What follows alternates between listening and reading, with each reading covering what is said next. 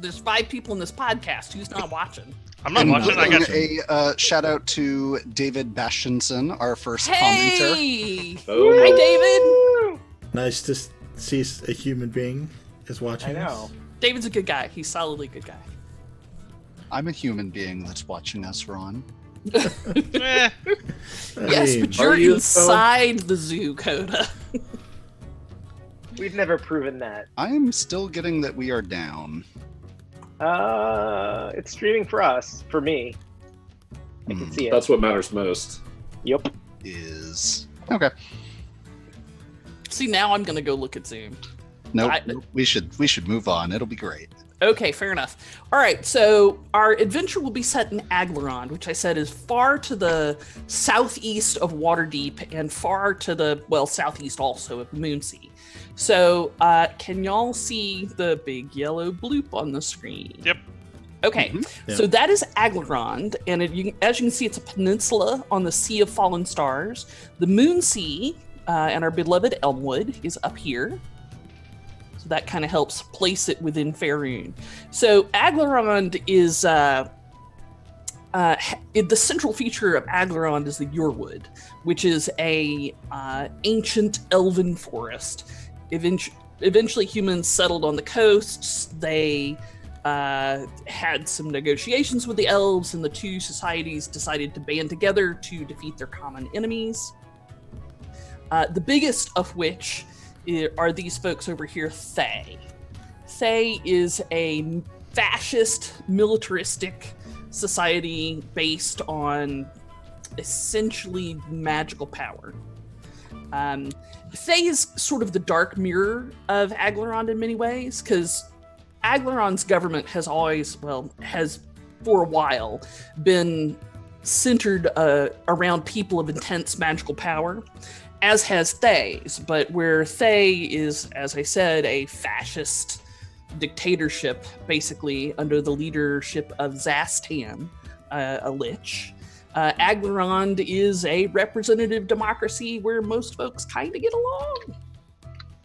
So given that it's kind of on this peninsula, it is isolated from most of the rest of the Moonsea, or most of the west of Faerun, because the folk of Aglarond, while fishermen, are not good sailors, and they have had continued problems with pirates from the Pirate Isles.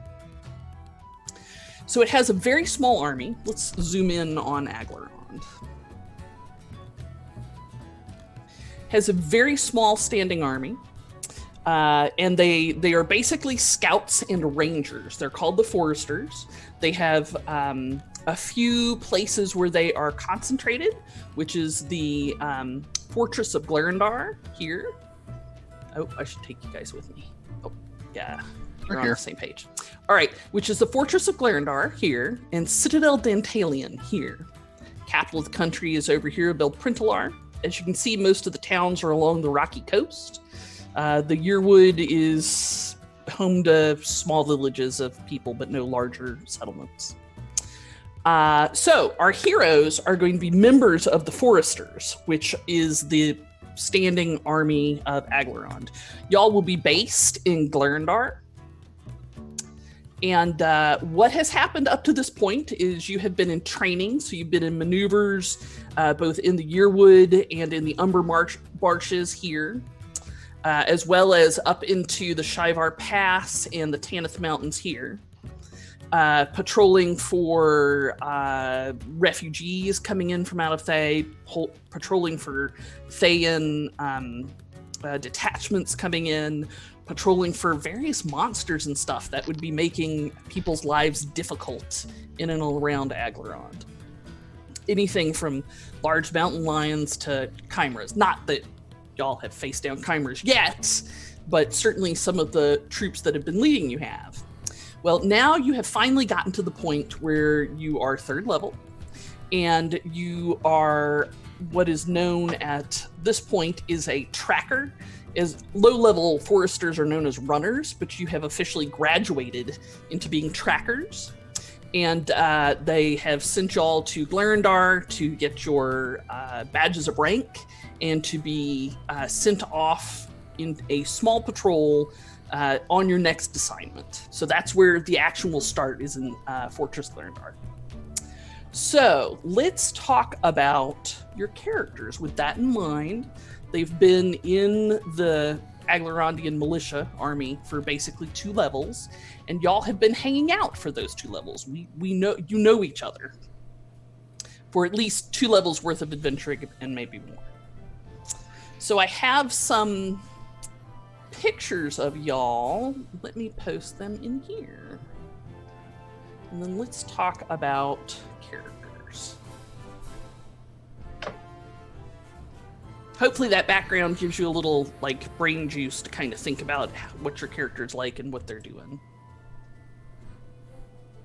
Are you with me? We're still awake? Yeah. Okay. We're waiting for you to do things. Okay. I'm just making sure. No, we lost Ben. Oh, Bennett, stop. I'm just making faces for funsies. I know you are. All right, so let me save some pictures, or let me just upload some pictures. I got these kind of right before we started, which is fine.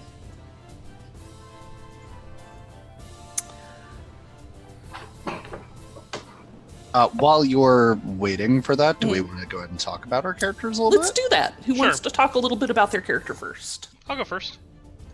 Do it. If I can figure out. There he is. So Wildfire is a fire genasi. He is a wizard, specifically an evoker. And that's where I've kind of gotten to. I didn't want to restrict any other kind of connections we were planning on having. Certainly, as an evoker, he is familiar with being in the military, I think. And he grew up as an urchin on the streets, probably of the capital of Aglarond. Okay, that was going to be my next question. There are plenty of Genasi in Aglarond, but there's also a major nation of Genasi to the south west of Aglarond, across the Sea of Fallen Stars, that they have very good trade relations with. Yep. Who's next? Sure, so I'll go. Raz Aruzu is actually a lizard folk far-seeing barbarian who has been sent by his tribe shaman to the Yearwood on a communion with nature. Because according to his tribe, he was born with the signs that he will take over as his tribe shaman someday. So he has to learn the ways of nature and subdue his more primal instincts. So how did he go from that to serving essentially in the army? So I'm thinking that obviously being a lizard folk, not the most well-loved people in the world.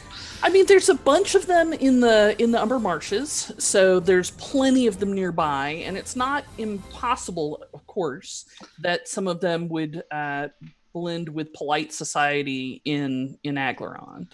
I mean, the big problem with lizard folk, in my eyes, is that a lot of them wear signs that say, "Hey, low-level adventurers, fight me."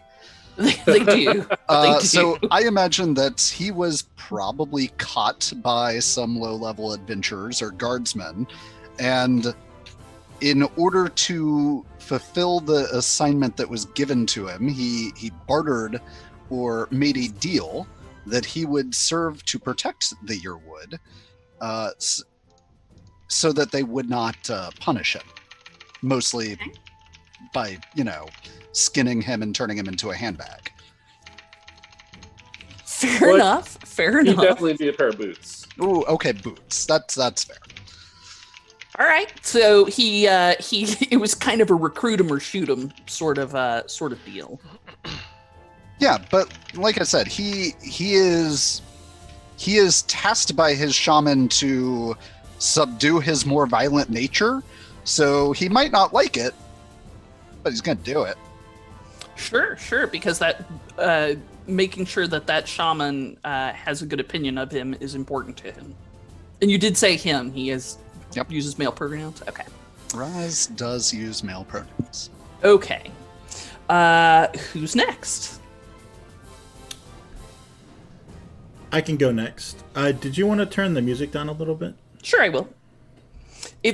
With Roll20, the music's a little different for everybody, so it's sometimes hard to understand how loud it is or is not. Victor Toussaint is a human. The west of Aglarond is crawling with Toussaints. They're all over the place. He loves his extended family, but he didn't really want to be around them. So he went off to the east to man the wall. He figured he had the perfect job. He was just going to be a normal guardsman, not a fancy ranger or anything, and just chill out on the wall. And he was happy. But then a routine smuggling incident. He took a mace to the face, ended up in traction for over a year. Mm-hmm. When he woke up, some friendly magic user that was passing through had replaced his missing teeth with crystals. And suddenly he can do magic better than he could before. Interesting. That is a very Aglarond kind of story because it is a land that is absolutely steeped in magic.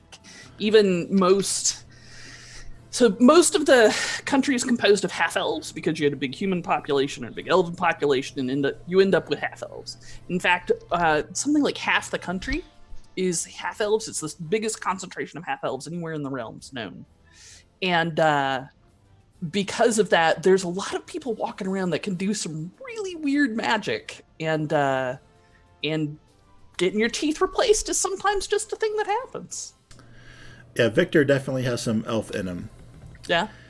So between getting new magic and the fact someone out of the kindness of their heart used powerful magics to patch him back together after his near-death experience, he decided he wanted to do a little more than just man a wall, and so he put in for a transfer, and he ended up in the quote-unquote elite unit with the rest of these guys. All right. Ben, you're next on my strip of images at the top of my screen, if you're ready. Sounds good to me. So I'm playing Silvio, who is a satyr who was given up to the church when he was but a baby, and grew up in the church of Selune in one of the small towns outside the Yearwood. Always feeling a call to return to the Yearwood. He has avoided giving into that as much as he can, and some of that involved finding his way over to armed service where he could give back to the country that raised him. The church has given him a very strong purpose of giving back to Aglarond. And so with that in mind, he has somehow ended up as a bard and swordsman among the best of the best of the best, sir. And he has taken that relatively well, becoming a bit of a Gurney Halleck of the Foresters. Ooh, deep cut. So explain to people what you mean by Gurney Halleck. So Gurney Halleck is a bard from Dune. So he is always quick with a song, always quick with a drink or a smile to disarm a confrontation rather than a fight. But when it comes to a fight, he's a real badass too. And I don't remember who's playing him in the new adaptation, but in the previous one, it was Patrick Stewart. So really, I didn't know that. Yep. Back in the David Lynch era. I want to say it's Josh Brolin, but I might be wrong. Wishful thinking, huh? All right, which leaves us with Andrew.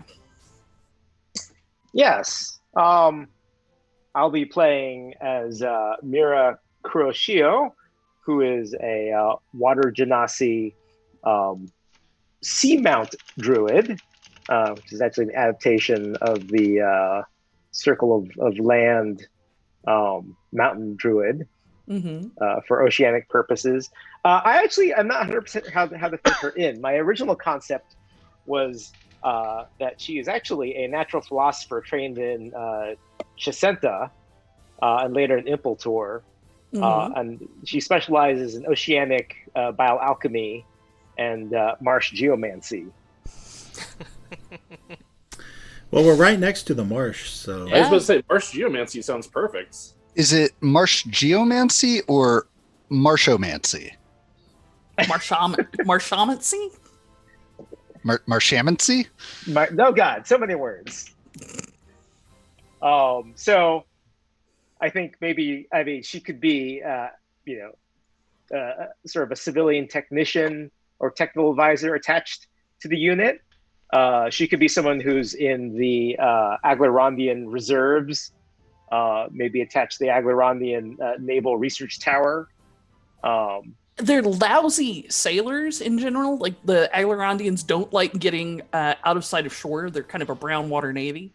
Really? So having Okay. someone around who is very comfortable in the ocean they would have recruited her fast, like real fast. Ooh, Andrew, Mask Epic recommends Bogomancy.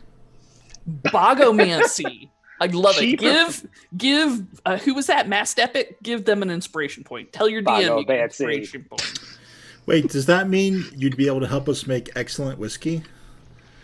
Ooh, I'm Petometry.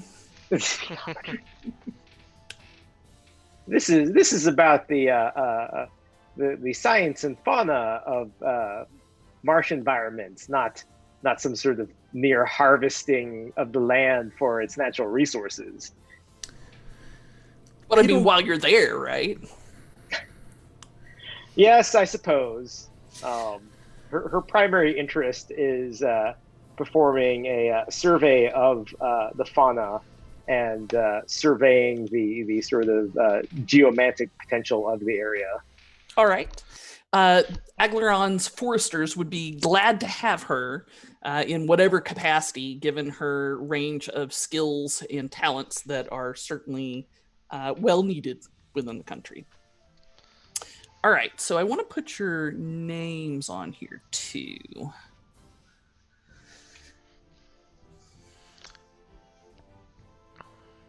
So from Wildfire from a background standpoint, right, was a... Oh, thank you, Joe. No, I mean I already went, but like I'm not talking about the things I can do, right? Sure. So having adventured with Wildfire for a while, you all know that Wildfire is a relatively experienced mage at this point, and he's also a talented burglar. Having grown up on the streets, he has quite a few skills related to sneaking into locations and unlocking doors that are sometimes barred to him. So is he a wizard or more of a sorcerer? He is a wizard. Okay, wizard rogue. Yep. Well, I mean, mostly wizard urchin, but yeah. Okay.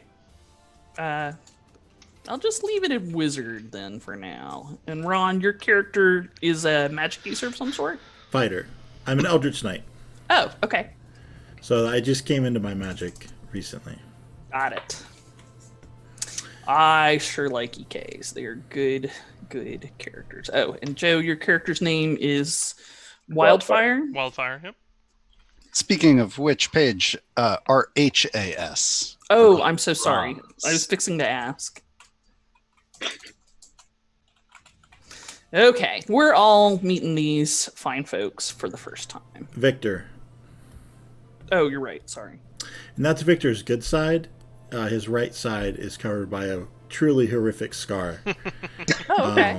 And when they try and heal it, the teeth that he got that were implanted like interfere.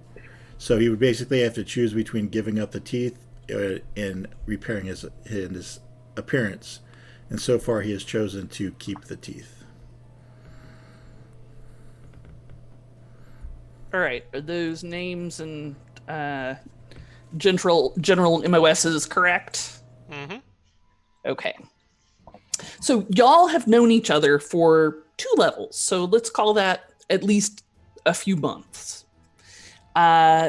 During that time, you've been on a variety of patrols into the Yearwood itself, into the Tanith Mountains, and a few into the Umber Marshes. The Umber Marshes can get kind of difficult. So patrols into the marshes have been carefully managed. You're going to be going on your first solo patrol to the marsh actually very soon. So when you're patrolling in the mountains, what is something that happened to your group? And we'll say I've got Joe, Coda, Ron, Ben, Andrew. So let's let the dice decide. I do love some shared history. Yes, Andrew, Right. you were in the mountains, and you were patrolling, and then something happens, and I want to hear what you have to say about that. Are you the mountains have threats like these rock creatures that are like Galabdur, like animated boulders, but they're the size of mountains. There's a griffins up there where some people go up there to try and steal eggs so they can raise griffins and have them as a mount.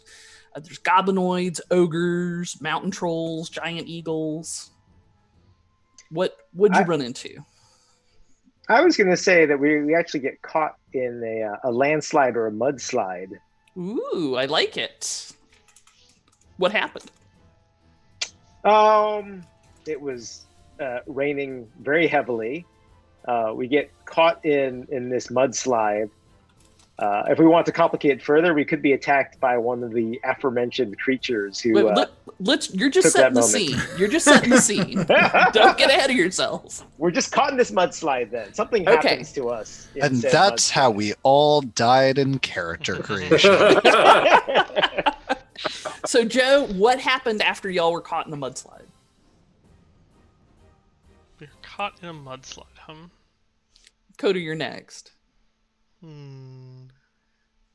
There's a complication happened.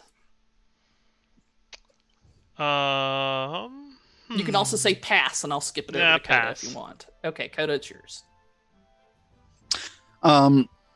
So we bonded together as a group for really the first time here, because during this mudslide, our chaperone, as it were, managed to be swept away. Okay. And it was up to us to really come together and save each other, obviously, through the power of friendship. Absolutely. Best friend squad. All right, so your senior officer, who was kind of in charge of y'all, was lost. Who wants to... Joe, do you want me to come back to you? No, you can do me now. Yeah, tell me a little more about the senior officer that got lost. Well, I mean, he was a caring individual, but he was a hard ass, right, for making sure everyone's packs were in order and military position, but ultimately he was a giant teddy bear, and we all knew it. Mm-hmm. Okay. Ron, tell me a little something else about this senior officer that was lost. Because surely that will never come up again. The senior officer was very... let's see. You can tell me about him or his family or his rivals or his last words or whatever you think is appropriate. He had actually been demoted. He used to be a relatively high up on the Than front over in that city across the river from Thay. Yeah.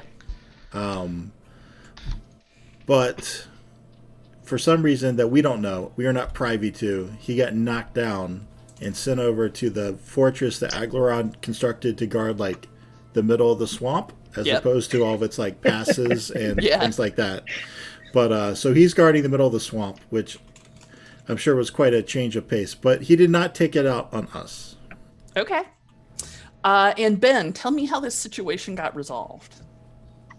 So you're caught in a landslide. You get through because you have to work together. Your senior officer's lost. How did you make it home, or what happened when you got back? So we were able to climb out through the power of togetherness by aiding each other through both physicality and magic. But we were only able to recover our officer's hands. Cover his glove what? that he always wore. Oh, his hand. Okay. And so we took it back and we reported back to the fortress. And then we took it upon ourselves because we felt that we were responsible to go and tell his wife and 2 young children, who we have cared for ever since and supported anytime that we were in town. Okay, so his wife and kids would have lived in... So if he was stationed, if he had been at Citadel Dantalion... Right. And then got... And then got knocked down and demoted to go live in Glarendar. Like Mirroring is kind of halfway between the two, so his family might have been down in Mirroring. Okay. All right.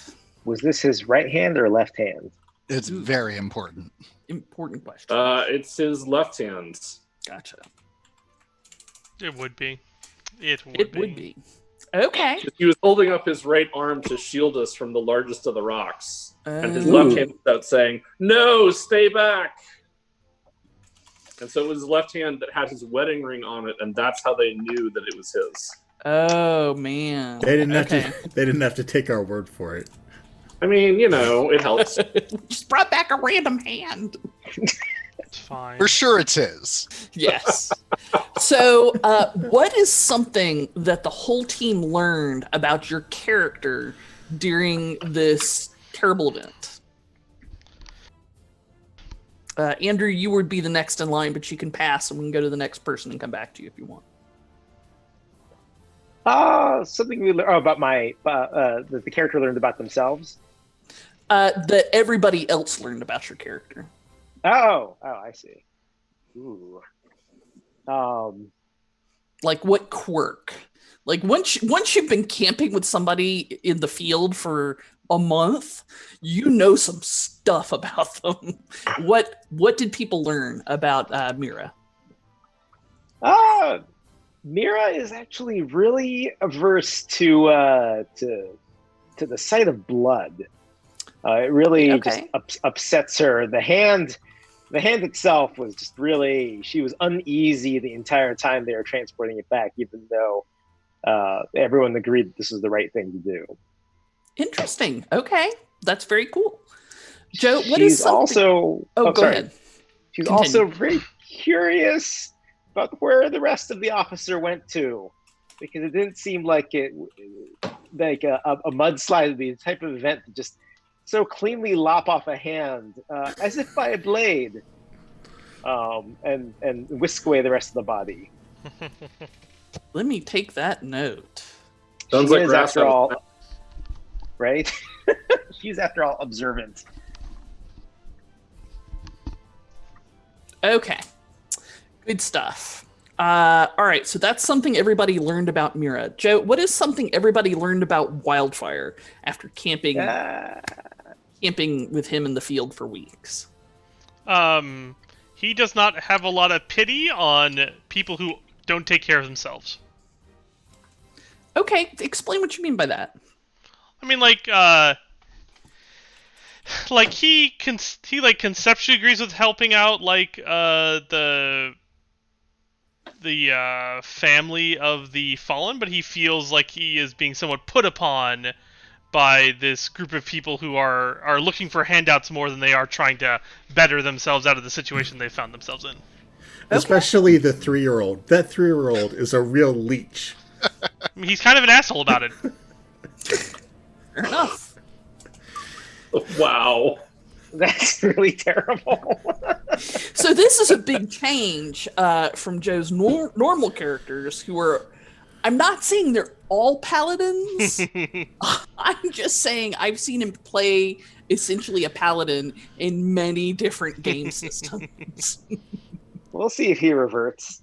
Well, I mean, this will just be a different flavor of asshole. I guess. It's going to be a long trip from wizard to paladin, and it's a really weird cross class. It really is it's multi-attribute dependent, mad as hell. All right, Coda. Intelligence and charisma. Yeah.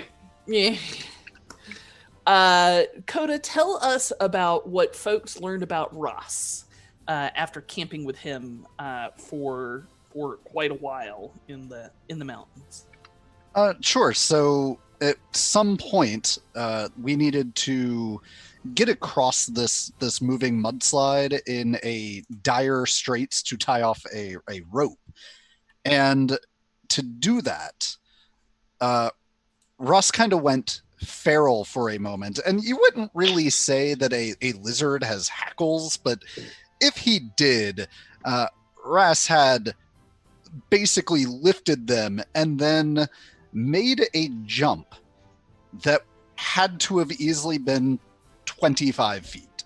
Oh my goodness. And managed to make it to the other side and tie off the rope, thus securing others from falling off of the cliff after their one-handed superior.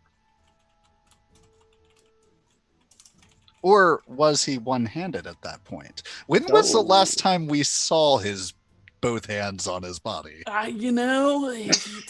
These are questions that you ask yourself for 10 days afterwards. Where did you get that extra hand from, Raz? Okay, cool. Ron, what is something everybody learned about Victor Toussaint as they had camped with him for weeks? Your first impression of Victor was someone that really wanted to help people and things like that. But after traveling with him for such a long time, you realized that was just kind of an act he was putting on. Like he was trying to be a good person, but really he was more of a wildfire type person.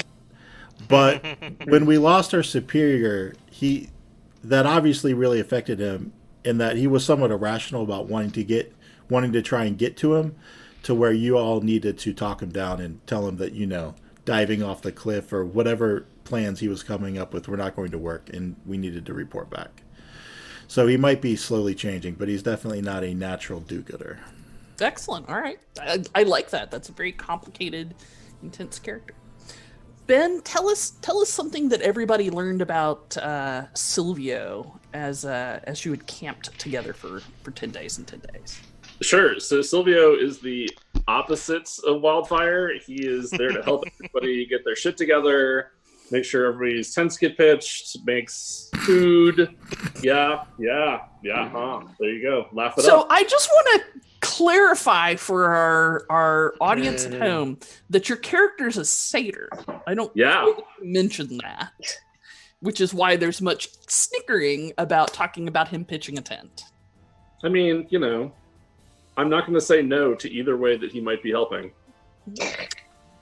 That said, he cooks at camp. He was probably the first one that said we have to make sure that we take it back, and also likely the one that insisted that we go and tell the family because we were the last person to see him alive, and that we had the wedding ring to return.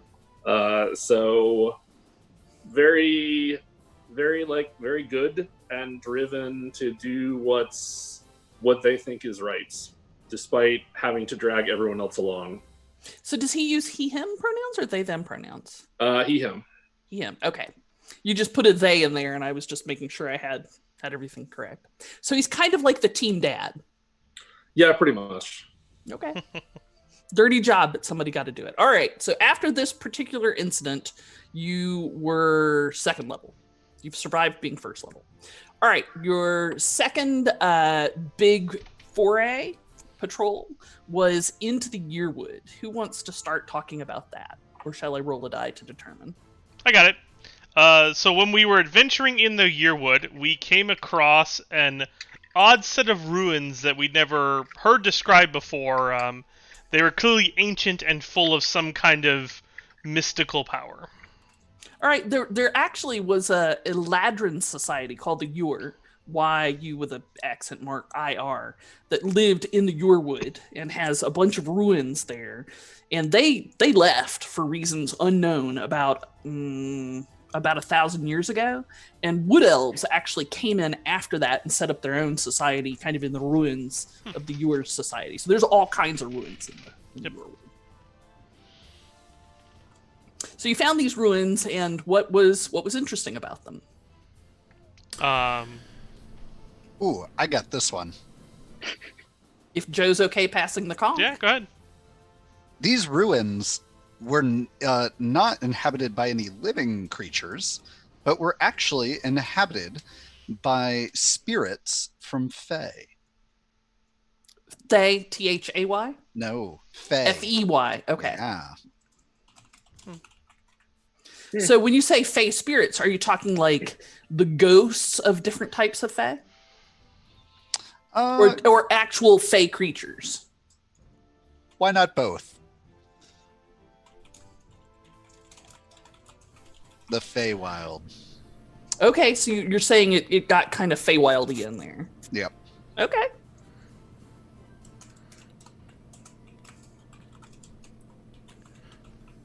And that might have been why the ruins weren't on the map, because they weren't there previously. They had been in the Feywild. Ron, what happened after that? Well, it turned out it wasn't a coincidence that we found these ruins that no one knew of. Our new CO turned out to be distantly related to those Aglarond, or since Aglarond lived so long, perhaps not so distantly related. Sure. There are a few Aglarond left in the Yearwood, but they're pretty reclusive. But some of the Wood Elves could have certainly courted them as well. So our CO isn't pure Aglarond like everyone else in the Yearwood. He just had a piece. Yeah. And it appeared like he basically brought us here on a mission for those remaining Aglarond that the Wood Elves somewhat venerate. Sure. So he wasn't going completely off book, but he didn't bring us here. He didn't necessarily tell everyone this is why we were going to the Yearwood. Okay. And then what happened? What was the element of conflict there, Ben? Or would you like to pass it on to Andrew? So I think the element of conflict was that by taking the things that we were sent for in this Feywild ruin, it would also be disturbing the spirits. Mm-hmm. And we had to come up with whether we were going to take the spirits from the Feywild or if we were going to leave them there. And it turns out that Mira was the one who made the decision and convinced the group, which was... Ooh, nicely done, sir. I mean, that was like Olympic baton passing right there. Like, you're beautiful. Like, everybody hold up a sign. I give him a 10. Excellent. All right, so then what happened, Mira? Okay, I'm going to, because we didn't actually settle whether or not Mira herself was was a civilian technical advisor or actually a member of the Aglarondian military. Foresters. She would be certainly deputized as military. Aglarond is kind of a neutral good, chaotic good society. They're not super huge on, they're not any bigger into laws, customs, or bright lines than they have to be. Andrew, I kind of see... Yes. Maybe you've got the role... who is the doctor from... Stargate. Yeah, I know who you're talking about, but I didn't actually watch Stargate enough to know his actual role in their system. Were we talking about the James Spader character? Yeah, who is the scientist in Stargate? Who was basically the civilian scientist that came along on the mission, but then in Stargate SG-1, he got basically deputized. Let's have a look. I'm sure Wikipedia could tell us what we're stealing from. Dr. Daniel Jackson is Daniel Jackson. There you go. Joe's our resident Stargate expert. Thank you. Maybe you're like archaeologist. Daniel Jackson. I mean, I think that's a good steal for sure. I'm just actually now I'm kind of curious what if they actually. Anyways, let's just say that she's more of a technical advisor at this point. This is an impressively dense Wikipedia page that I'm being fixed up here. Stargate stands are fierce. Right. So she's the only one who can basically go against the CO's orders, right? Because if the CO says that, okay, you should totally disturb the Fae and bring them back, in theory, if you're a member of the military, you should be following those orders. But perhaps she's the one who's like, no, you absolutely can't do this. They're, sort of a natural part of these ruins at this point. We should absolutely leave them be.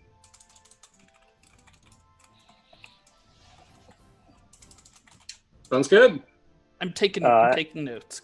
Yeah, and I am curious how the CO would react to this particular bit of since he's so personally invested in this as well. He is personally invested, but he also doesn't want to, like Aglarond, since they're a chaotic or maybe neutral good society, they're real big on that was an illegal order and I'm not going to follow it. So so where would the four of you fall on that decision? I'm kind of thinking it might have turned out that time was on our side. Yeah. And with Mira kind of leading the charge, we were sort of back talking and hemming and hawing, and the celestial alignment that allowed this ruins to conjoin with the Feywild just unconjoined. And Sure. our CO stayed in the Feywild, and we went back to the prime material. And Whoa. we didn't even. We keep didn't- coming back without our CO.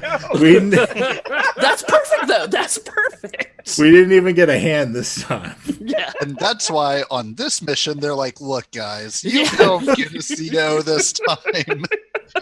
Running low, Exactly. running low. Sure, but I want to build off that, Ron, because one thing y'all might know about Roz is he was actually sent here to commune with the spirits. Oh. Ooh. And RCO didn't leave empty-handed or stay empty-handed. He definitely pissed off some spirits. Mm-hmm. Hmm. But Roz performed a intricate ritual to kind of commune with them and put them at peace. Like way more detailed than you would think that a lizard folk, especially one with the temper that Roz sometimes has, would probably perform. It was like a beautiful tea ceremony, and there were flowers involved. I mean, So for some reason, that ritual was actually harder than you Yeah. expected. Like, you had to put a lot more effort than you expected, and that's because in Wildfire's pocket, there were a couple of artifacts from the runes he had no interest in giving back. But luckily, you removed the curse on them, so it's great. Cheers. a little 5-finger discount here. Yeah. You know? So wait a minute. What exactly did you take from the Feywild, Wildfire? Well, you're going to have to wait and see. Paige will tell me later, I'm sure. We'll come back to that. We should put a pin in Really, that. there We'll come won't back be to that any consequences for that. None. Why would I have consequences? I don't None. believe in consequences. No. People make their own luck. In the words of every dungeon master ever, I'm sure it will be fine.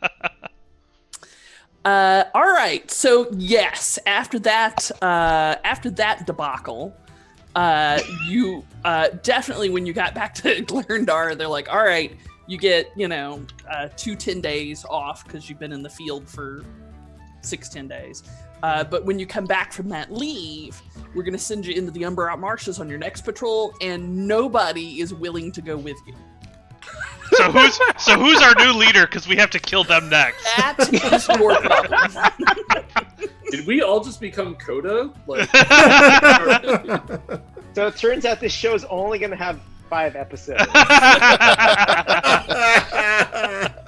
Fair enough. That's sometimes a thing that happens.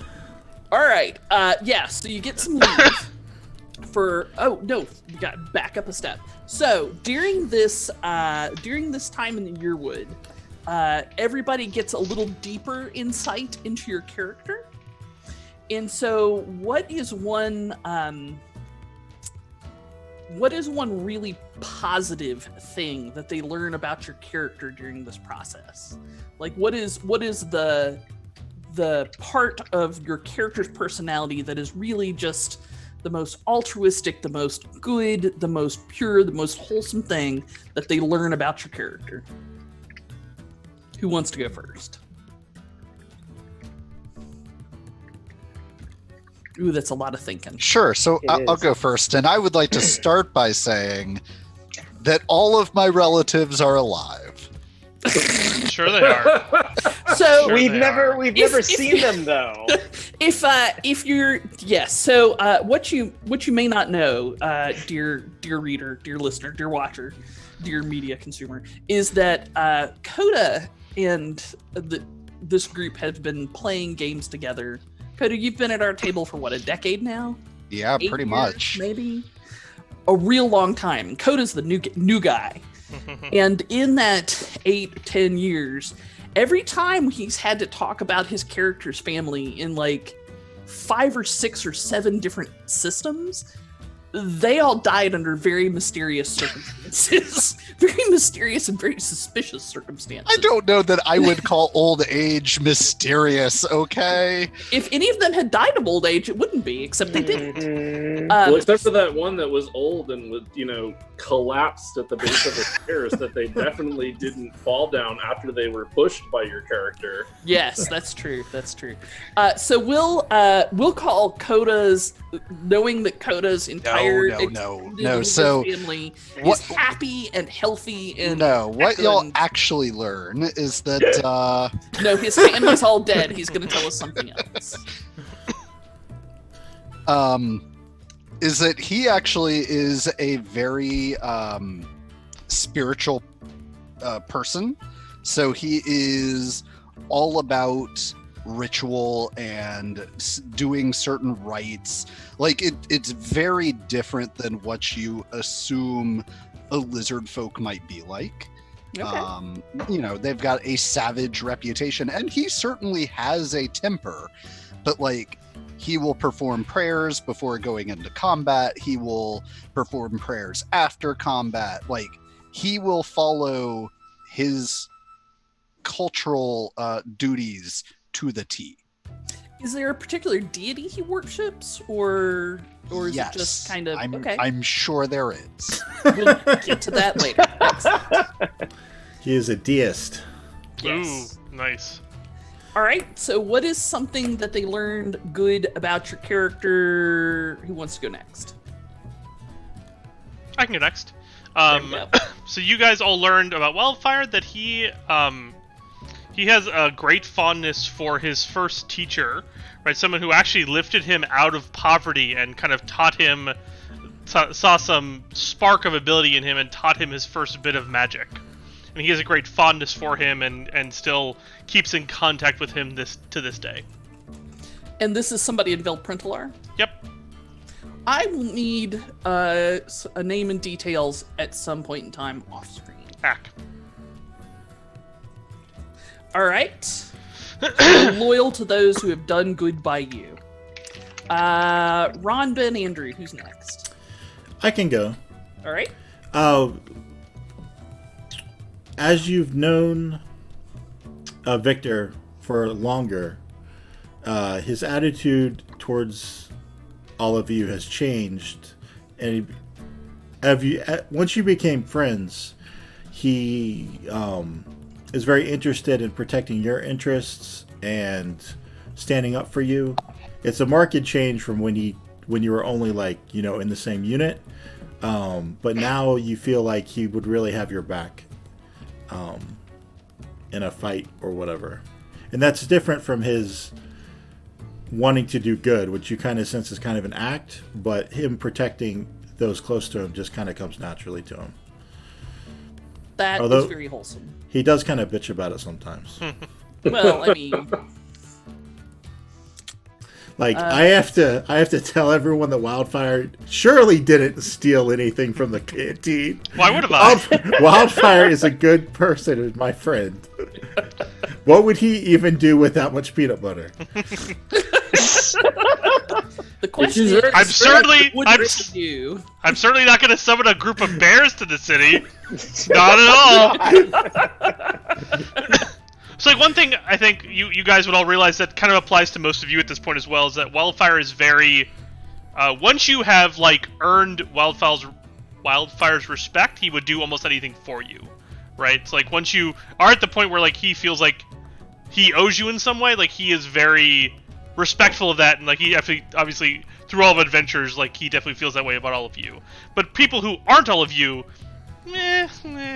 whatever. Fuck those people, right? Well, they haven't earned it yet, right? Is his viewpoint. So, do have one question though. Is there a period between while earning respect where you just randomly sick bears on people?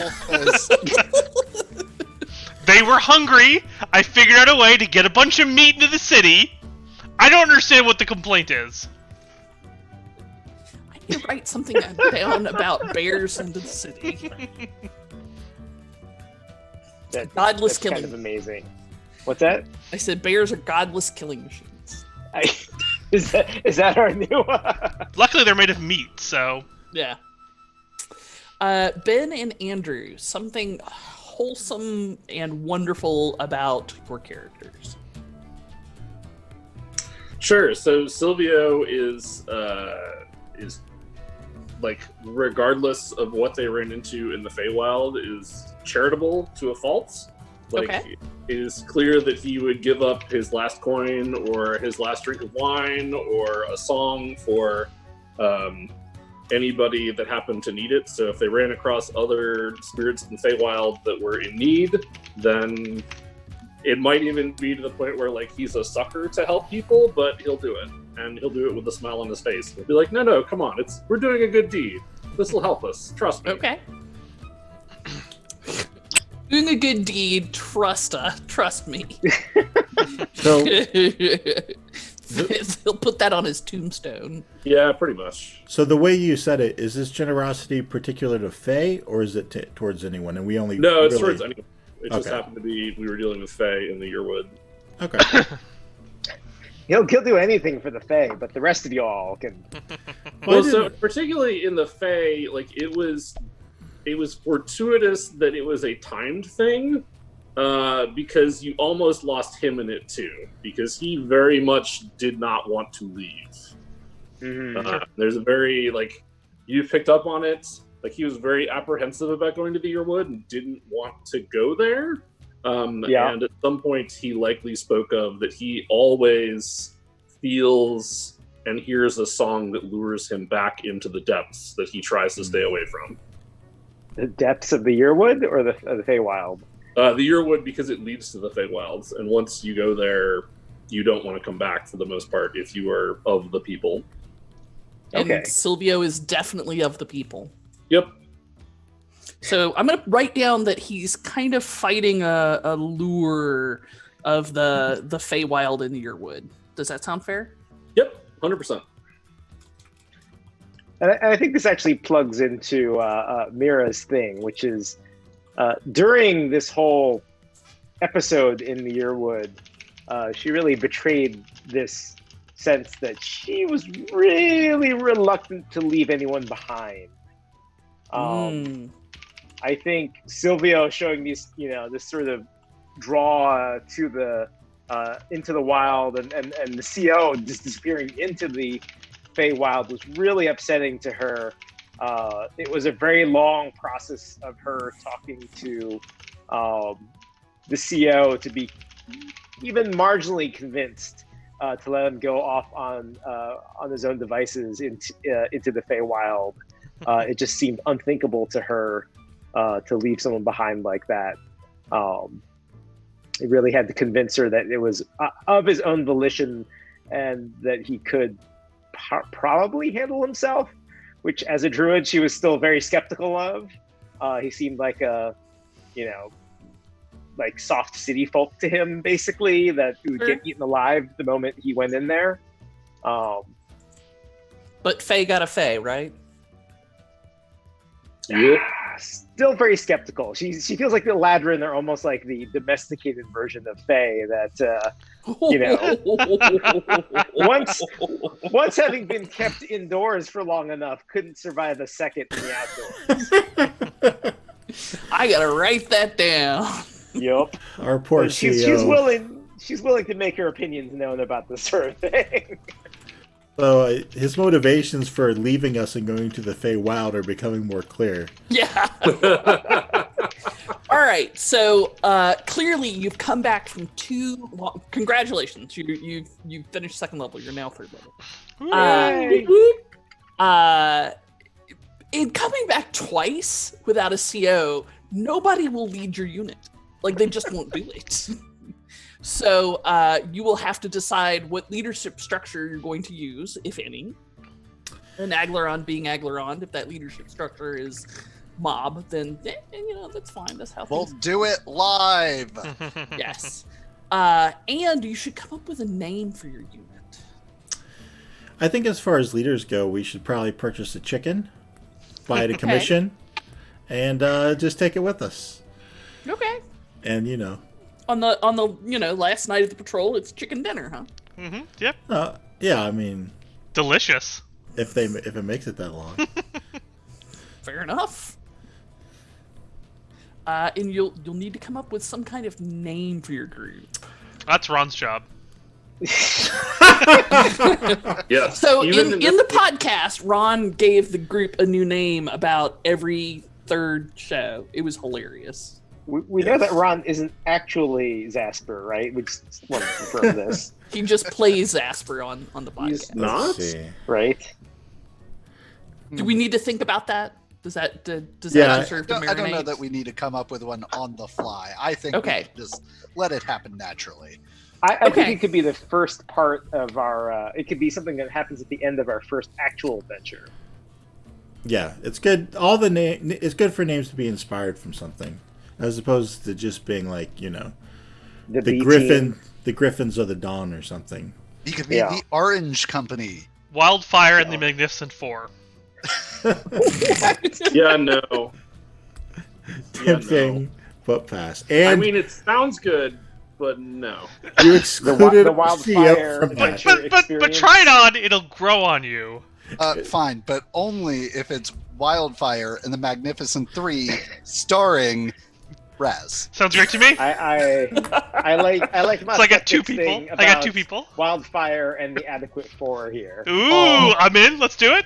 Mask has demoted us to the Adequate Four. But Wildfire still headlining.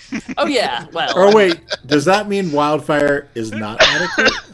Who knows? It's hard to be sure. That's true. Tune in and you'll find out. Right? An adequate Wildfire. So after the second patrol comes back with the CO, you're given 10 days. In the Forgotten Realms, the time is not measured in weeks; it's measured in 10 days. So it's 10 days. You have 10 days of leave. Where do you go and what do you do? Well, we're in a fortress in the middle of nowhere. Right. So it seems like leaving Fortress Glarendar is probably something that's going to happen. In fact, they kind of encourage you to GTFO. Get out! Yes. I mean, it might be nice to go to the coast, get some fresh seafood. Okay, sure. You have the northern coast and the southern coast, which are generally pretty similar. The cities on the northern coast tend to be somewhat larger. This area called the Fang, technically part of Aglarond, but not really. Like they don't allow tax collectors in. They don't really let the foresters in, and they most certainly do not send people to help assist the government. Isn't that where the city of the pirates is? No, Spandelian. No? So this is the Fang over here. Okay. And pretty much the only part of the Fang that Aglarond has any say over is Fang Light. They do keep and maintain a big lighthouse on the coast because there have been many ships that have wrecked. Altenbell, which is the area off to the west. I see. Or pardon me, east, my other west. Is the part that, so the Pirate Isles are even farther off to the west over here. Mm-hmm. Altenbell is also technically Aglarond, but not. In Spandelian here is the pirate city. Ooh, let's go to Spandelian. That sounds amazing. So it's pretty. Spandelian. It is definitely a pirate city. Like, it operates by the golden rule: he who has the gold makes the rules, and a heavy dose of might makes right. But having said that, a lot of people go to Spandelian because they don't believe in whatever happened outside of Spandelian. Like, if you come to Spandelian and you work hard and you can completely rebuild your reputation, they don't care what you did before you got there. So it's got a real kind of frontier spirit sort of vibe to it. So here's a question, Paige. You said we've got a 10-day? 10 days. 10 10 days. How long does it take to travel from the fort to the western coast and back? Like, what is the travel time to get across the peninsula? Excellent question. Let me look. So It's each a of lot these smaller than blocks, it looks. Because yeah, I'm it's just only saying, 500 miles end to end. I personally don't want to go on a vacation and spend all of our time in travel. Like, I'd rather go somewhere closer, enjoy our time there. Well, you don't have to go together. And like, About you don't have to 380 do miles. Yeah, so if you're riding on a horse going at a pretty average speed, 8 hours a day, it'll take about 12 days to get to Spandelian from here. That's a little I long. don't think we need to go that far. And that's not very practical given the terrain. Yeah. I mean, you could also go to Dantalian's very much a military fortress, so it's pretty rough. But if you went to Dlusk or Oscar or Firthingholm, you could get a boat there that'll get you to Spandelian faster. But you would only have 5 days there, maybe. Yeah, seems like a short amount of time. So I can tell you that Ras, for one, is not the biggest fan of cities. I would much prefer and to go on like a trip to some of the local natural hotspots. So Sure. I'm thinking like a nice hike through the Tenath Mountains to the north of the fort, then maybe over to the Sunglade, and then maybe down to like the Southern River, and then back up to the fort, and kind of make just like a local sightseeing trip to all of the natural sites that are nearby. Sure. So Raz would like to go on a hike, on a 20-day hike, because that's what's fun. Sounds great to me. So now that we're third level enforcers, how much like authority do we have in the Yearwood? Oh Lord.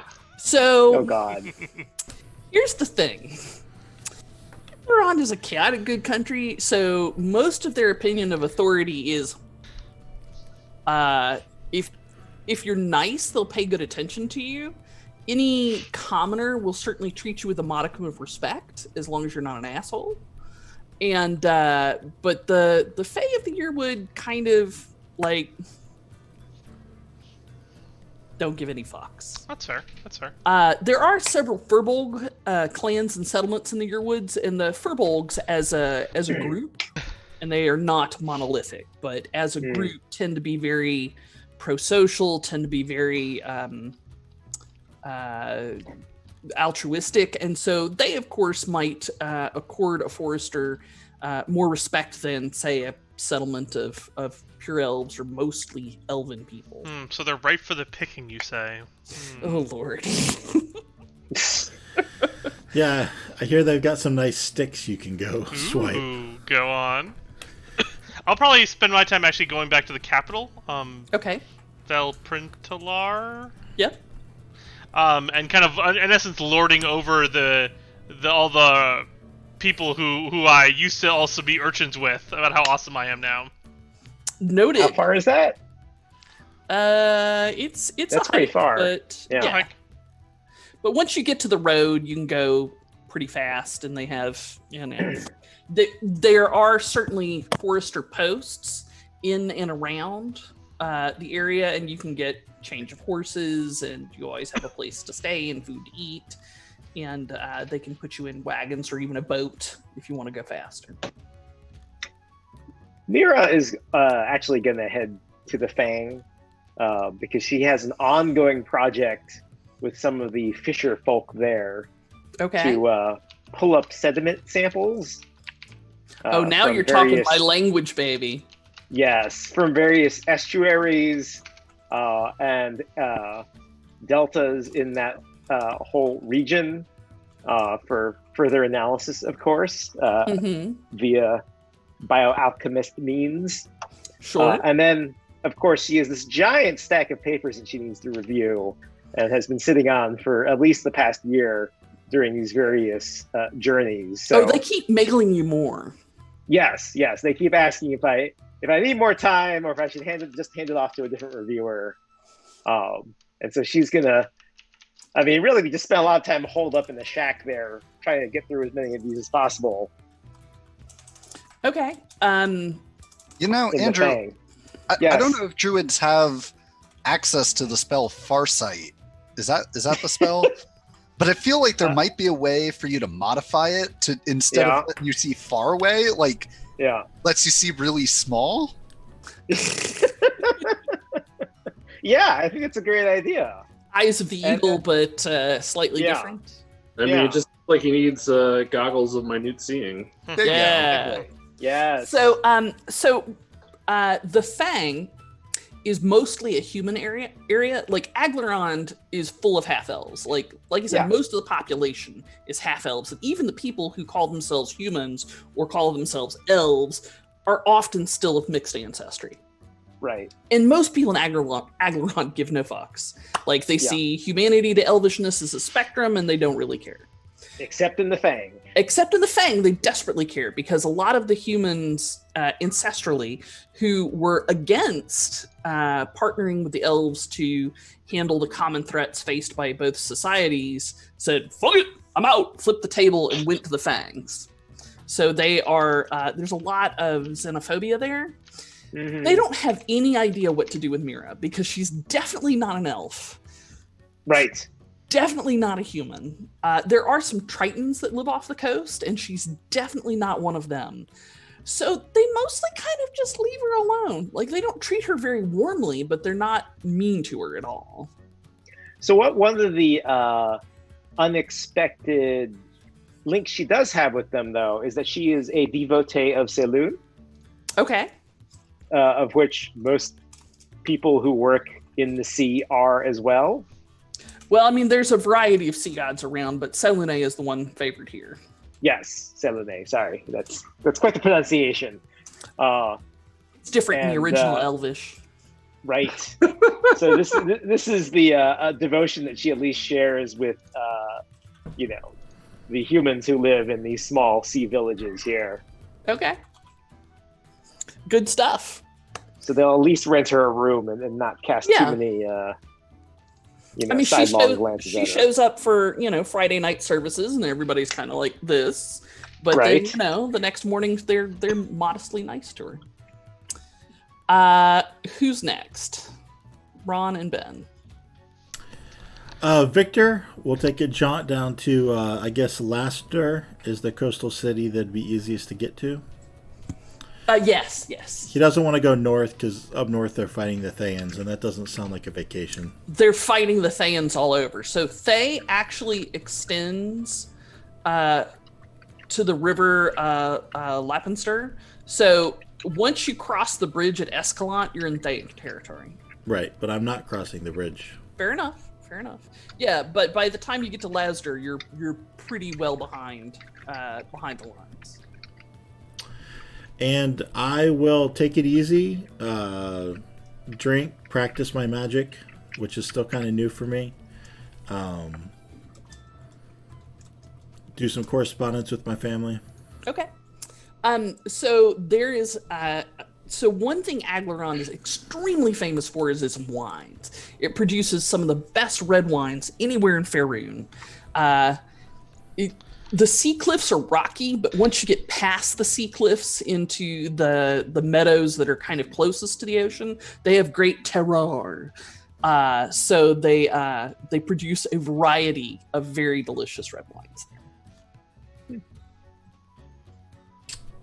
I will often end the night by asking for the 5th best red wine.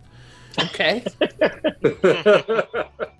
Maybe on the last night I'll get the 4th best. Ooh, big spender. Yeah. I'm hoping we fight a gold elemental. I'll look that up. I'll see if I can't. I think they're a little high CR for you right now, but I'll put it in rotation. I mean, it's not out of the question. There were the rock elementals that showed up in the mountains, right? Yeah. Where there's a will, there's a way, regardless of season. So, I mean, how if about we a just pyrite elemental? we might have to give up our CO to get through the fight. But that's fine. Oh, Commander Bok Bok! It was nice knowing ya. Be still my beating heart. Right. Ben, what does Silvio do for fun when given 20 days to let loose? Sylvia is going to join Victor on the way down to Laster, and then he is going to go north up to the little hamlet where that is based around a large church Sicilian that's on the river Task. Okay. And that's the farm where he grew up, and he's going to go back there and be like, I'm a forester now, and help tend the fields and tell stories to the kids and do all that stuff and tell them about the rest of the world. And just be a hometown hero for a little bit, and then go back being down, a role model. Spend the last day or two of vacation in Laster with Victor, and have the third and fourth best bottles of wine because combined salaries, my friend. That's true. Once you show up, we can split some nice bottles for sure. Yes, and I will bring you some of the wine that we produce in my homeland. That is so. It's very good to drink once you've had the good stuff. It will get you the rest of the way drunk. And it will make all of the women want to talk to you because you will be pouring them free drinks. Fair. Yeah, my game is a lot better when I have a wingman like well, I am Silvio. Always happy to be the wingman. So ultimately, you're just doing the same thing that I did during my time. Yeah, but see, the thing is, I make this look good. Oh. Ooh. Savage. Ben, what is Silvio's background? Silvio is a acolyte of Selene because he literally was dropped off like as a swaddling child at the stairs of a church and been like, "Your problem now." Oh my goodness, it has hooves. Yeah. All right. Things happened, All right, Andrew, what is Mira's background? Marine biologist? I put her down as hermit, which is pretty much the same as her doing her natural philosophy degree across 5 years. I mean, we can come up with a custom marine biologist background if you want. That is easy peasy. I'm that was a little surprised. What's that? I'm a little surprised you don't already have one page. Why would anybody do that to themselves voluntarily? That was just my reskin of because what does hermit give you naturally for proficiencies? I think it's medicine and nature, maybe. Nature. So that actually seems pretty accurate. Okay. Yeah. Fair enough. I'm gonna put hermit background parentheses marine biologist. Sure. All right, Joe. Wildfire's background you said was urchin? Correct. Coda, what is Ross's background? I'm a far traveler. Okay.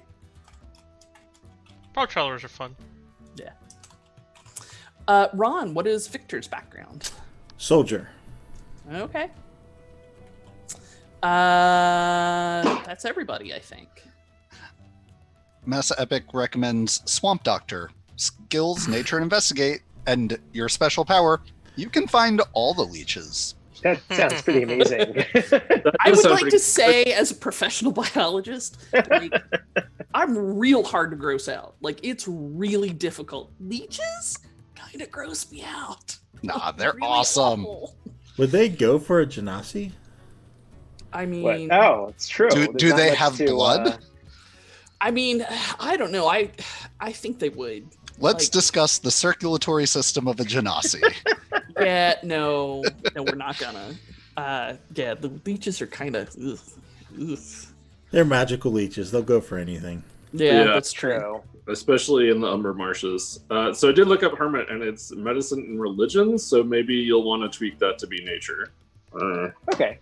That seems pretty reasonable. We can come up with a custom background, but we don't have to do that on screen. Take up people's time doing it. Yeah, that All sounds right. good to me. So it's the ripe old hour of 9:23, and I feel like we've gone through character creation. I think we know who these characters are and how they're connected to each other a bit. Agreed. Oh, I agree. Maybe? Okay. Yes. Yeah. I have content. Like I have probably, because I am extra, I prepared probably 15 or so hours of content, and we don't have to play it all tonight. That's but good because we have about 40 minutes, so... right. We're gonna speedrun it. We're gonna do the game You know what? quick of Ooh. this content. Or we could do the more unsuccessful Game of Thrones version. Which is what?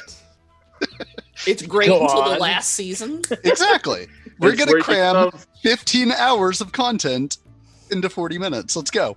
Yeah. Important stuff. Point. Well, I don't know about you guys, but I don't have a lucrative Disney contract in the wings. That's Neither unfortunate. do they, though, anymore, so... Yeah, Oh, not do anymore. they? I No, wasn't they- aware that contract had been pulled. Yeah, they pulled it after they did a terrible job at the end of the series. Fair. Well, thank goodness. What Disney said was, hey, we're not making any movies that aren't mainline movies because of how bad Solo did, but one of the things that enabled them to do was, like, functionally fire all the directors they'd hired. Yeah. And it got us the Mandalorian, so upgrade. Mm-hmm. Well, Alright. I'd say let's go for 30 to 40 more minutes. Okay, so we can actually play some content. Maybe even roll some dice. Be still. Let's not be crazy. I don't That know. means I got to get into my character voice now. Yes. So as you head back from your various vacations, is the sound effects too much? They're kind of loud for me, but I It's want a to... little loud, yes. No, Okay. it's a lot loud. That's better. Okay. I mean, I like squirrels, but there's a limit. There's a limit to all things. There's not a limit between you and squirrels, Ron. The audio on Twitch sounds good. Oh, Thank you, good. my skeptic. All right. So as you come back from your various vacations, you reach Fortress Glarendar and are greeted by good-natured ribbing by many of your forester comrades for yet again coming back without a CO. What do you mean? We came back with new chickens. And the minute that rumor gets around, they start calling you Chicken Squad. Sure. If the shoe I mean, you have fits. to understand they are roosters, so if anything, we're the cock squad. Point of inspiration. Why? Ah! Why? Ras kind of licks his lips at the sight of our new CO. So you get a couple of days to settle in, and you are finally called in to talk with the more senior officers at Glarendar. Like, until you get about third level, you don't get to meet too many of the super senior officers because they're not really sure you're going to last that long. But you are eventually called in to meet with the commander of Fortress Glarendar and her second in command.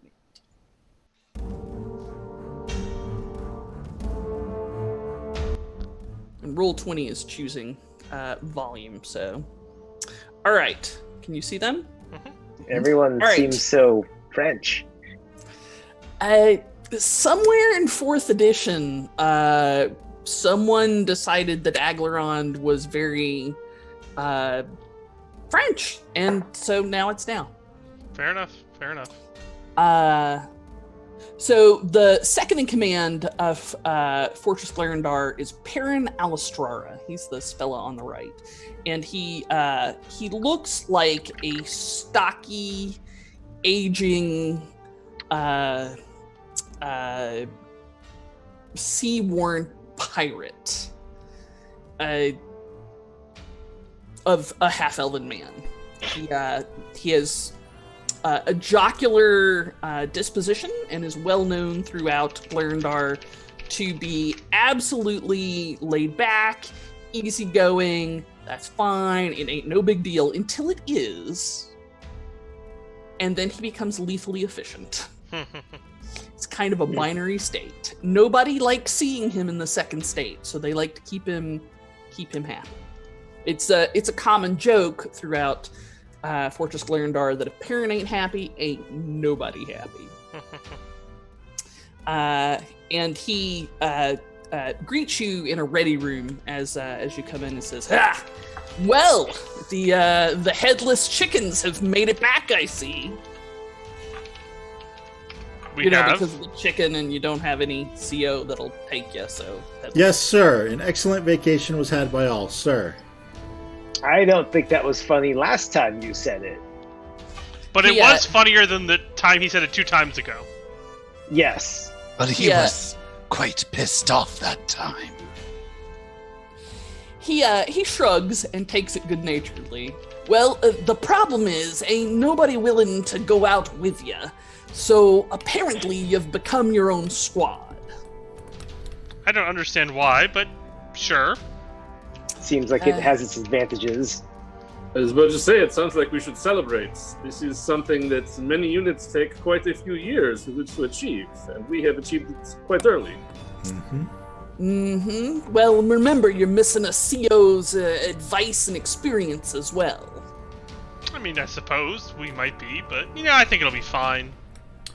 One of them disappeared and just left the hand, and the other one decided that the Feywild was for them. It must be your sparkling personalities. What can I say? I'm just saying their judgment doesn't seem fantastic. He shrugs his hands broadly, as if to indicate there are perhaps more sides to that story. Well, as it seems yet, we've a need for more patrols out in the Umber Marshes. We've had a push of more refugees coming in from Thay, and the poor bastards have enough problems without the folk of Thay running undead or slavers or who knows what after them. Not only that, it's not good to have a lot of fresh meat wandering around in the Umber Marshes. I don't want it to be seen as easy pickings for any larger predators that might be coming by. So you'd be on refugee patrol. It's a dangerous place to be wandering around in, especially if you're not well equipped. Yes. And the refugees from Thay, it is not only our bound duty to be good to any person in a time of need, but occasionally they tell us useful things about our old enemy as well. We find refugees. Where should we bring them? Bring them back here. We have a whole processing system to get them shipped off to someplace a little more to their liking within the country, or to somewhere else if they'd rather be there. Not only that, the ghosts will want to talk to him too. Now, the ghosts, as you all know, are the rarely mentioned but widely respected arm of the Foresters that deal with human intelligence. Well, humanoid intelligence. They have a reputation for being a little odd, but also for being quite effective. There's also a heck of a lot of the Forester's magical might that is invested in the ghosts. So let me get this straight. We are fighting nation of necromancers and undead, and our very specialized troops are called ghosts. Perhaps this is a opportunity for rebranding. Well, they were originally the Banshees, but Banshees got a bad reputation as well. Ghosts, not much better. Not much better. He shrugs. It's tradition at this point. They were called the Ghosts before Thay was even Thay. So if we change, it'll be like we're losing to Thay. Not a bad point as well. Go ahead. No, you. I was just going to ask if the ghosts operate heavily in the Yearwood. They have from time to time when their missions take them there. I see. So that's the Feywild lands. Well, I mean, various parts of the Yearwood are certainly cotangent with the Feywild, yeah? I see. No, but please continue. Anyway, you'll be going on a long-range patrol 2 10 days into the Umber Marshes. You'll need to report to the quartermaster, get some good maps of the area. It doesn't fucking matter much with the maps anyway, because the marshes change as the water moves between the rivers. So you'll be doing not only refugee patrol, but also cartography as well. In addition, there are plenty of folk in the swamps, and he very carefully looks briefly at Ross and then continues on. Sometimes they know interesting bits as well. Anything you can pick up more intelligence about what's going on, it's good to do. You'll be one of 5 different patrol groups out in the marshes. You've each got different areas to cover. Great. Sounds like a boatload of fun. Well, that's the good thing about being a forester. Every day is unmitigated fun. Great. So, as he says that, one of the doors in the ready room opens, and an elven woman, or mostly elven woman, walks in, and Parent kind of snaps up to a more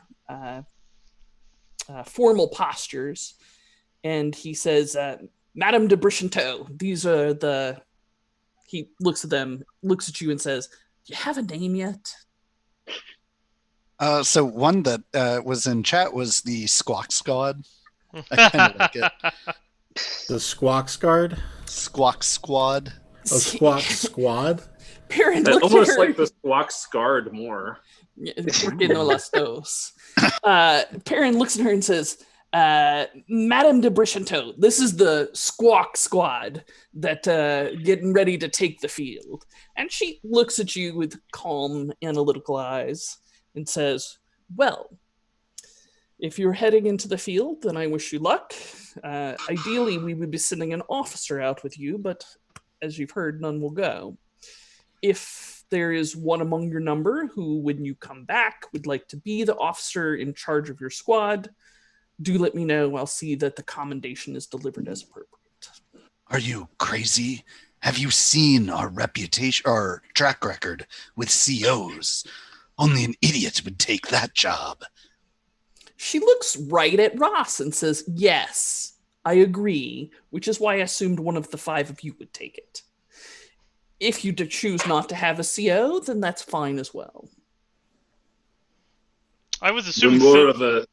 Oh, go ahead. Please go ahead. We're more of a semi-autonomous collective.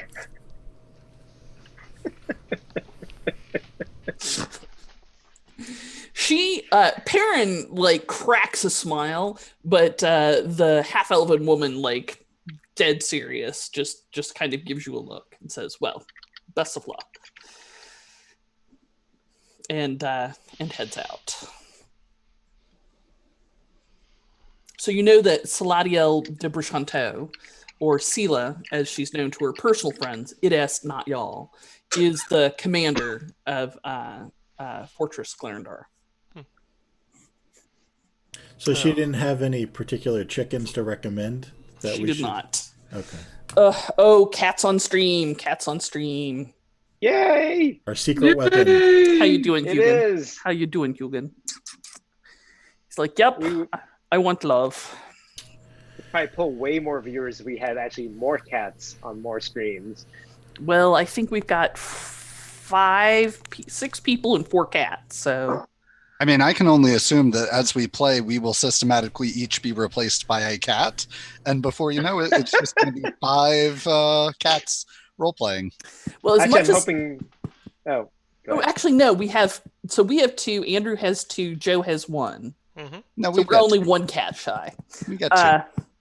Hugan here, I don't think is smart enough to DM. That'll have to be Munin.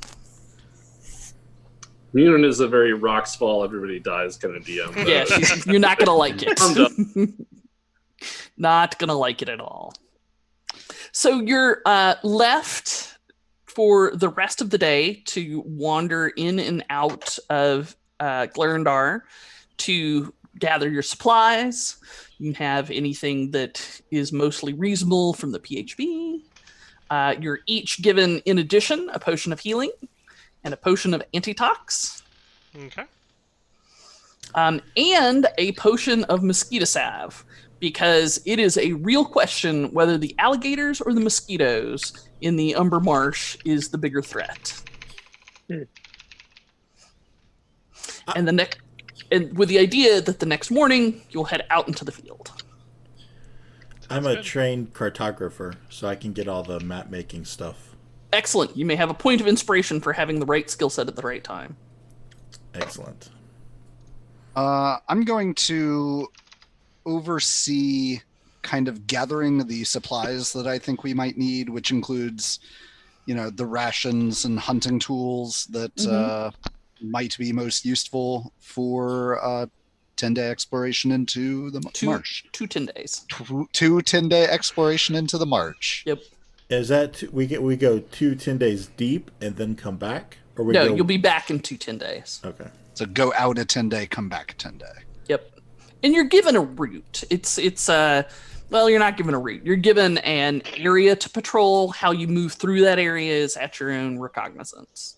And this is all assuming that if we find a bunch of refugees, we come home early, right? Yep.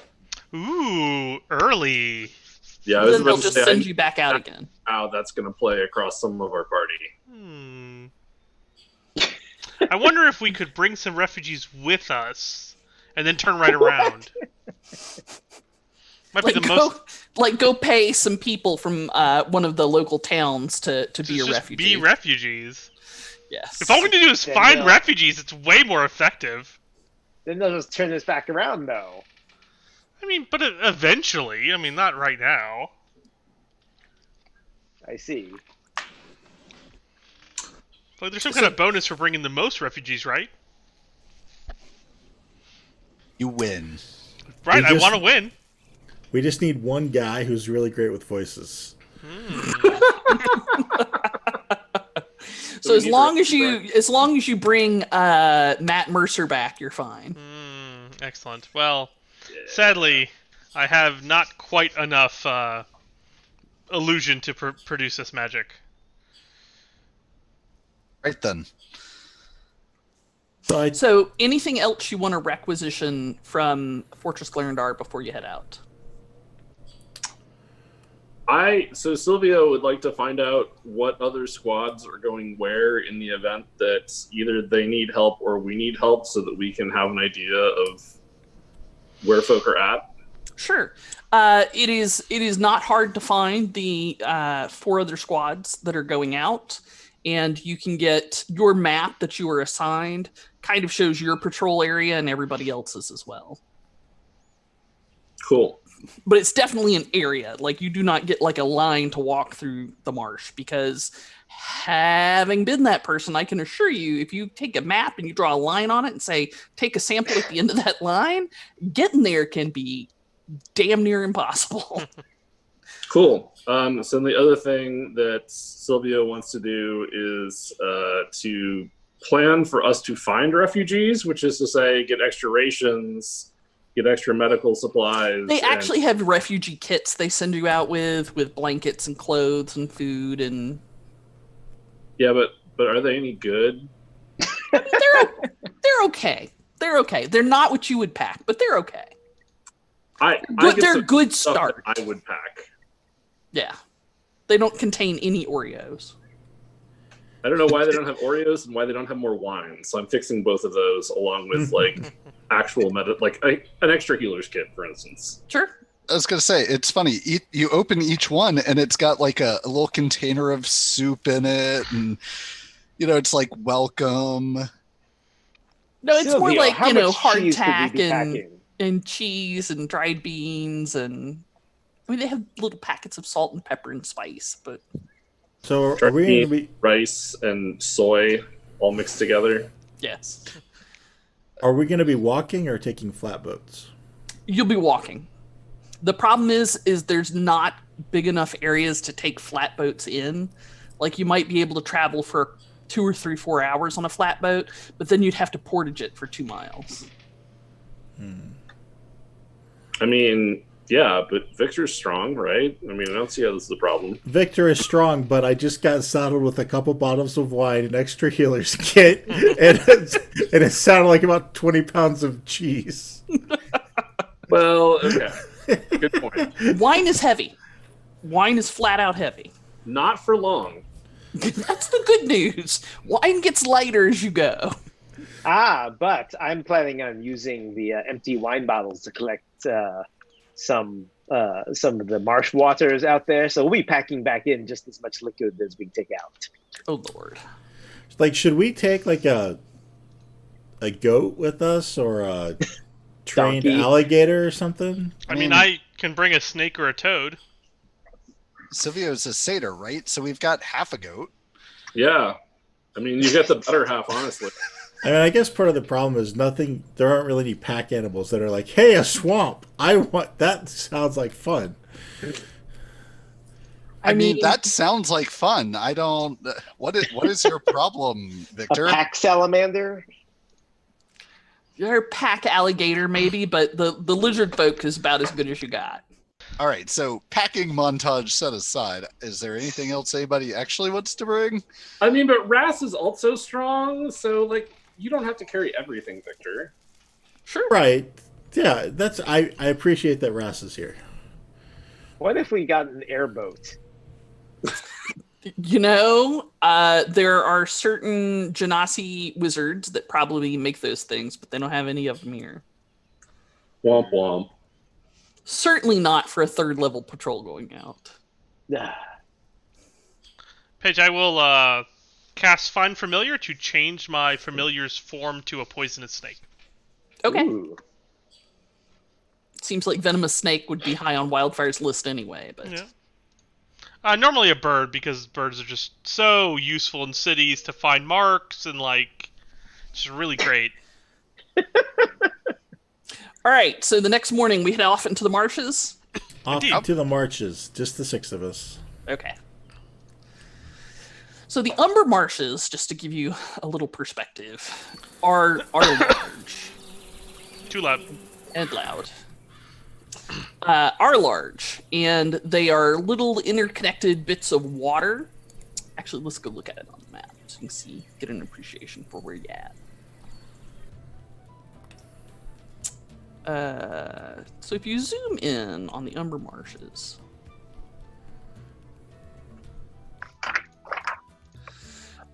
so they are actually fed from snowmelt from the Tanith Mountains. Umbergoth is the largest peak in the Tanith Mountain. It's snow-capped all year round. But the rest of the peaks, all the snowmelt kind of flows into a low spot in the Umber Marshes, and from there it drains into the River Umber. So what you get, and I mean, these things are large. This is 60 by 30-ish miles. So what you get, let me bring you with me. So what you get are these huge hummocks with these little tiny streams running through them that sometimes end up being just nothing, that end up going into a mighty river across the way. And they are extremely difficult to move through. From a first-person terrain, when we're out of drone photography, you end up walking through a lot of stuff like this, which are, water that might be 6 inches deep with, 12 inches of mud under it. But maybe you can hop from island to island for a while, and sometimes you just get in areas that are pooled water that you have to find ways around. So it is pretty much acutely miserable.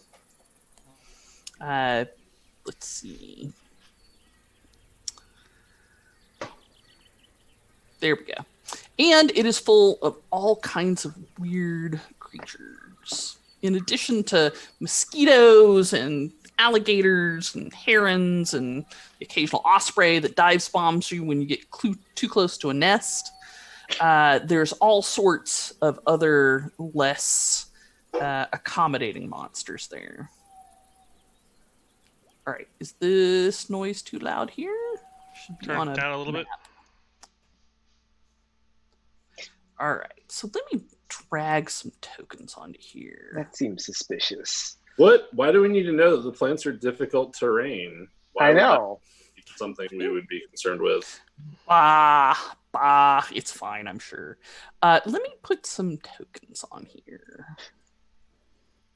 Just, for... Paige, I should let you know that I... Oh, wait, no, I can cast those. Damn it. I thought they might have been innate. What? I wish I'd chosen any spells. I'm a Path of the Totem Warrior, so I've got Beast Sense and Speak with Animal as ritual casts. I was thinking that Beast Sense might have been innate. Oh, no, it still takes 10 minutes. All right, I think that's everybody. Yeah, if you haven't picked spells yet, now is a great time. I already did it. Thanks. I've already spent a spell slot today. Right? Luckily, Victor. there's 2 victors on the board, so... Oh. Excellent. Double the... That's always useful.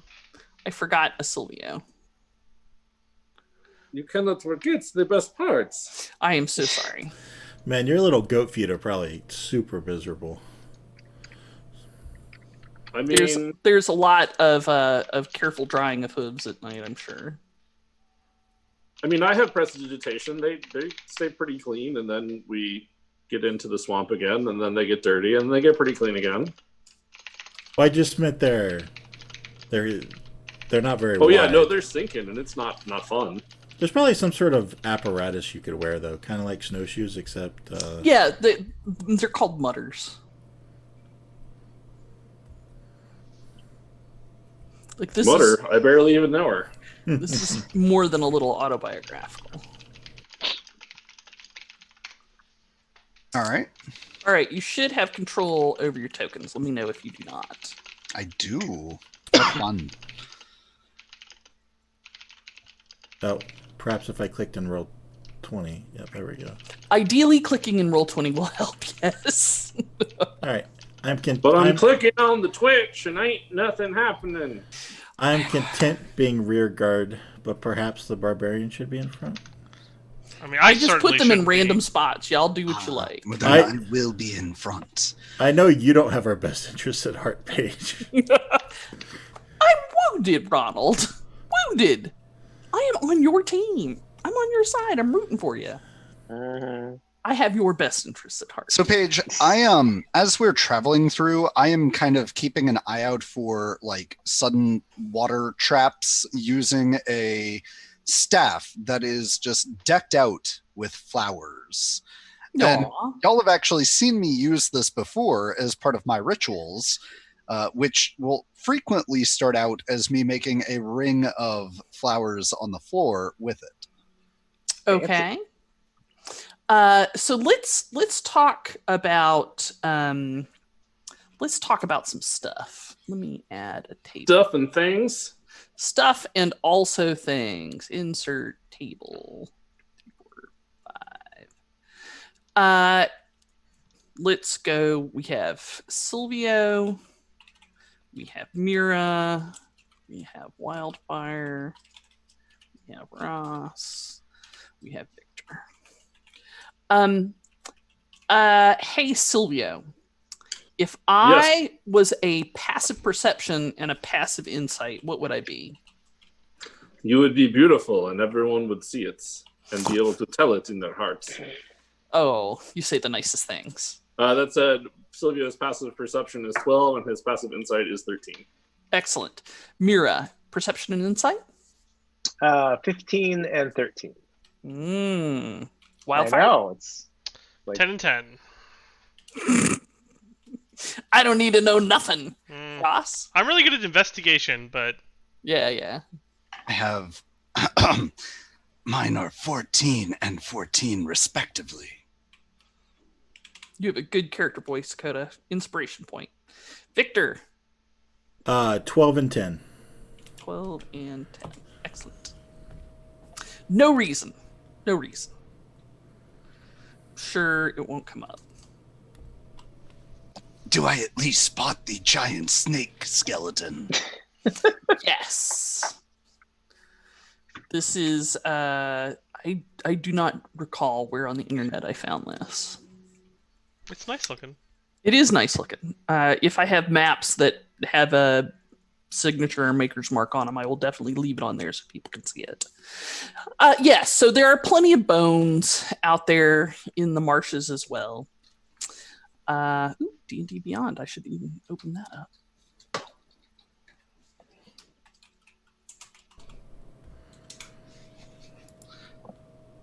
I mean, as far as traveling through the marsh goes, I will be doing a bit of scouting for the group.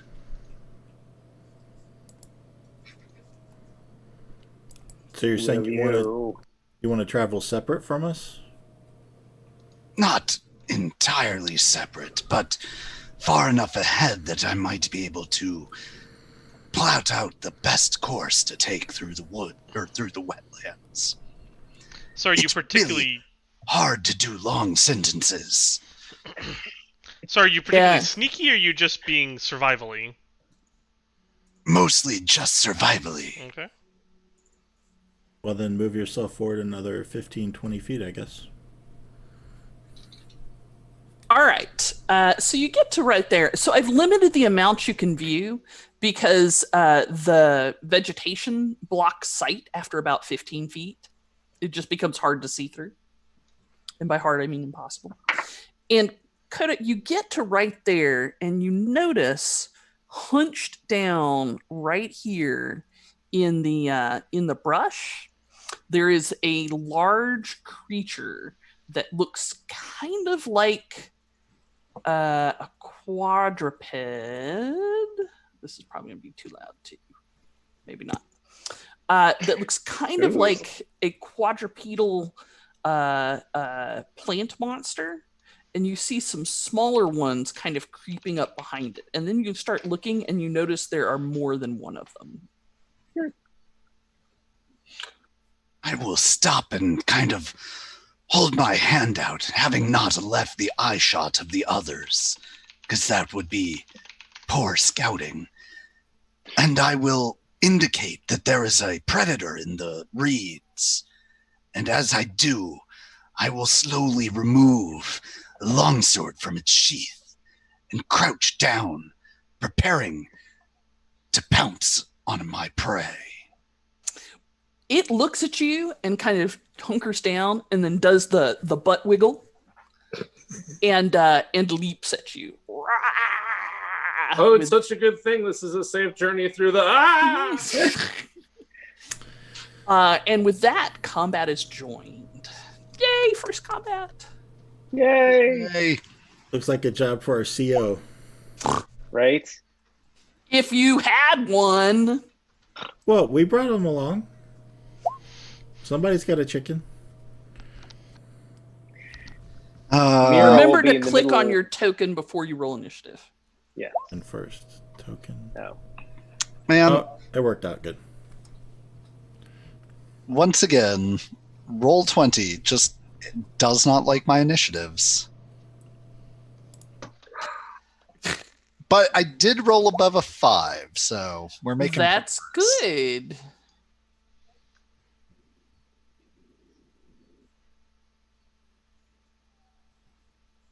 Okay, it hurt me.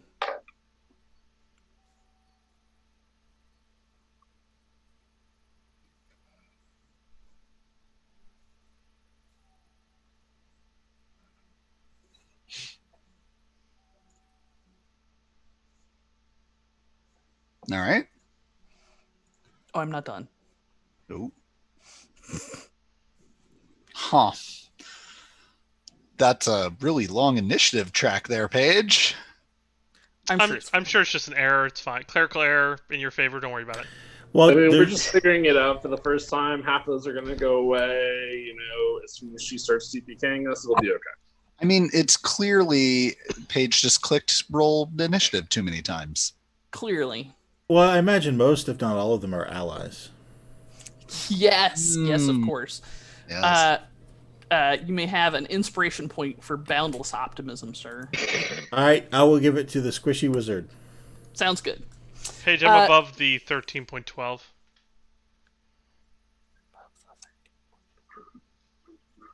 Oh, sure. What is your dex? 14?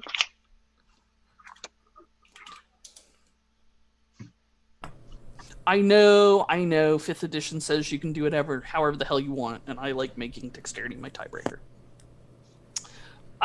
Silvio, you see this large creature having butt wiggled its way up to poor Ross, and it looks like it's about to leap.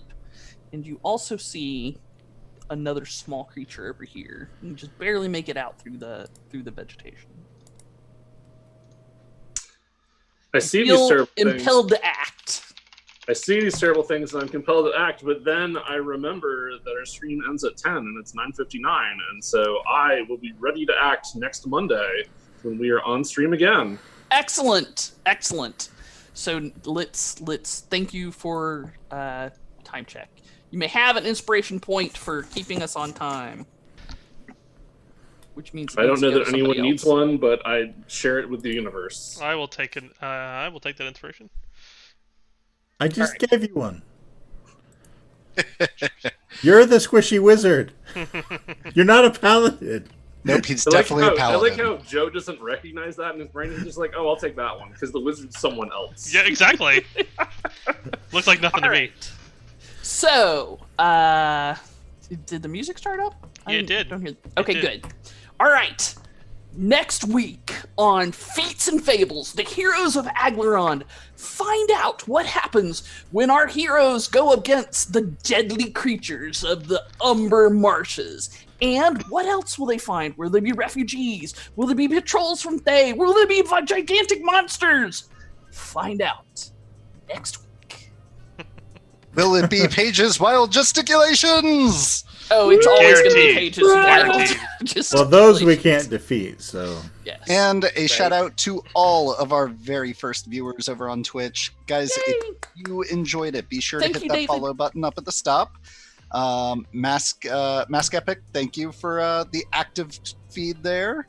Zentharum, our PR.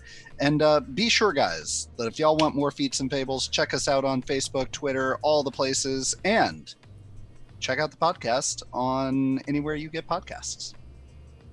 All right. And we'll be Good night, back y'all. next week. Bye. We'll be back next Yeah. Monday. Bye. Monday. Woo.